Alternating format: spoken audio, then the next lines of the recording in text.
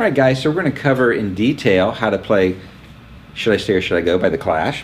And it's simple chords, so it should be relatively easy for you guys to play. D chord, G chord, down strums towards the floor. The changing of the chords is relatively quick though, so you might have to practice that a little bit to be able to switch from a D to a G if you don't know how to do that already. So we're going to start with the D chord.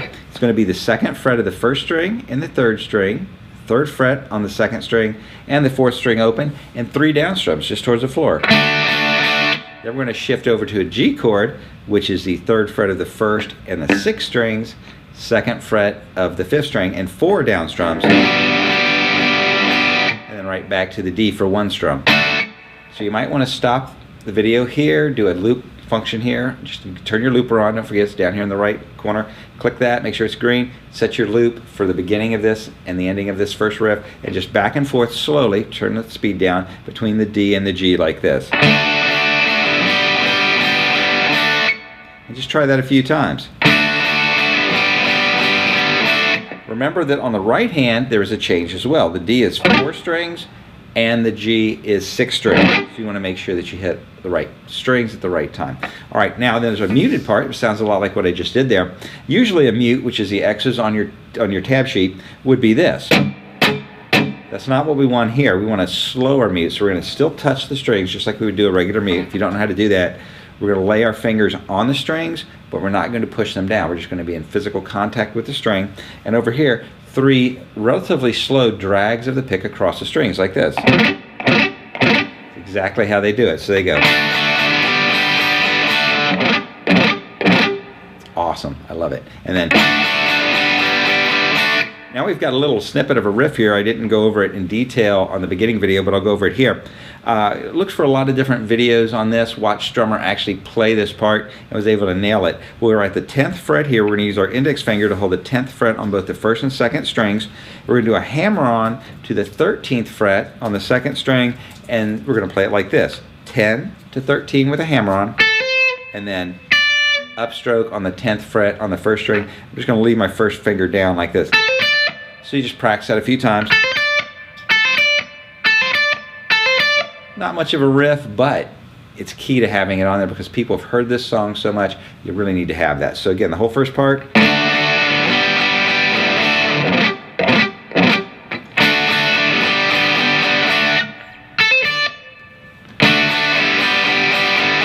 Drums kick in here. The verse.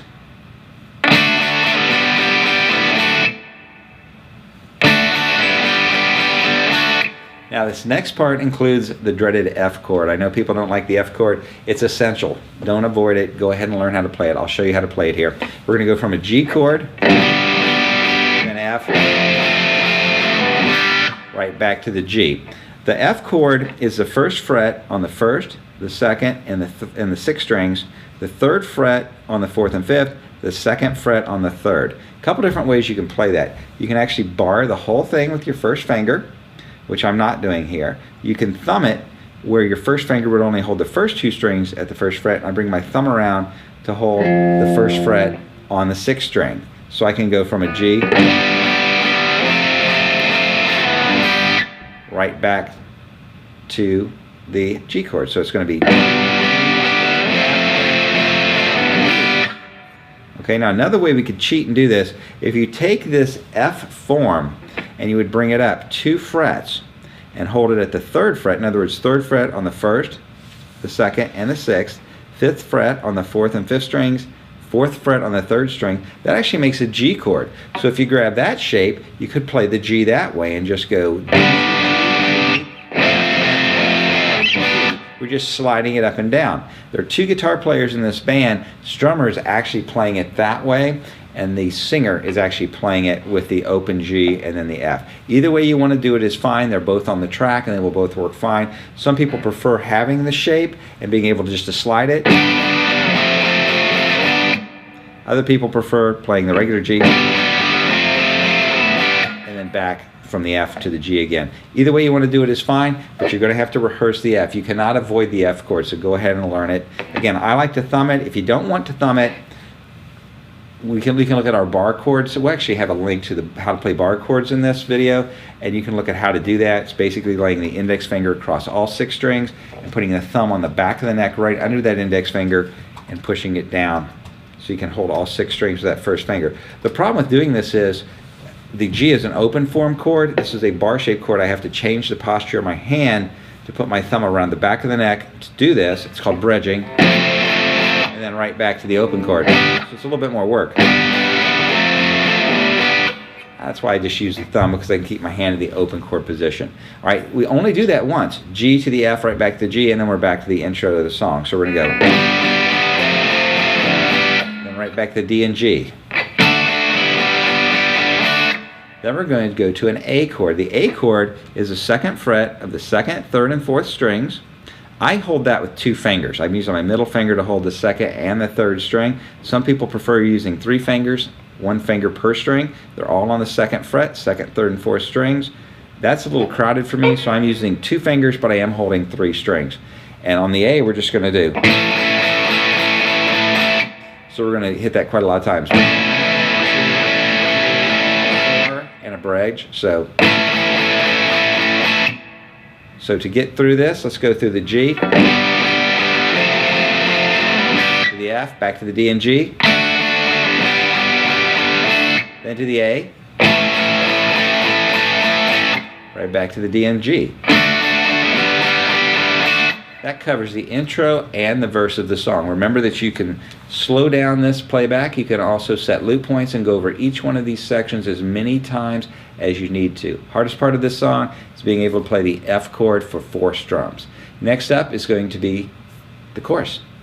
All right, guys, so now we're going to cover the chorus of the Clash song we're doing today, which of course is Should I Stay or Should I Go? Same chords.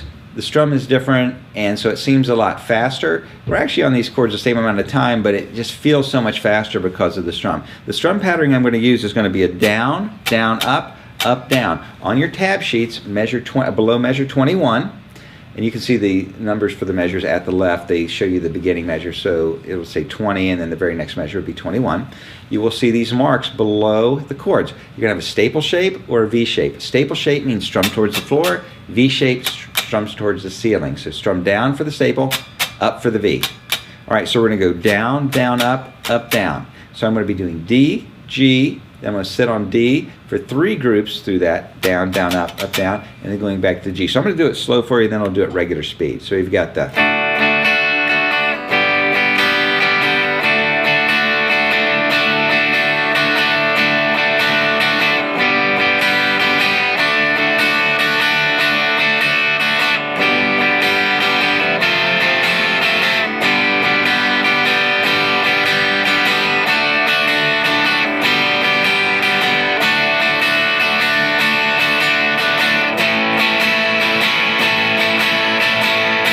Back to that. So that was slow, and I'm going to play it to speed. It's going to be fairly fast. So it goes like this.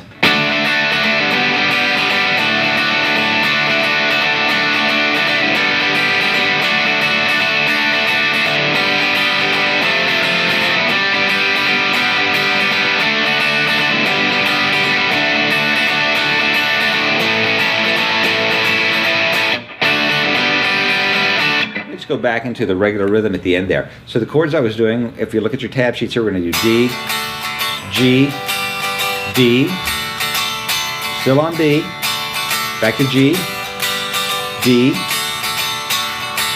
G, F, G, then D, G, D, ending on A, and then back to the intro riff. Love this song by The Clash. I think it's a great beginner song.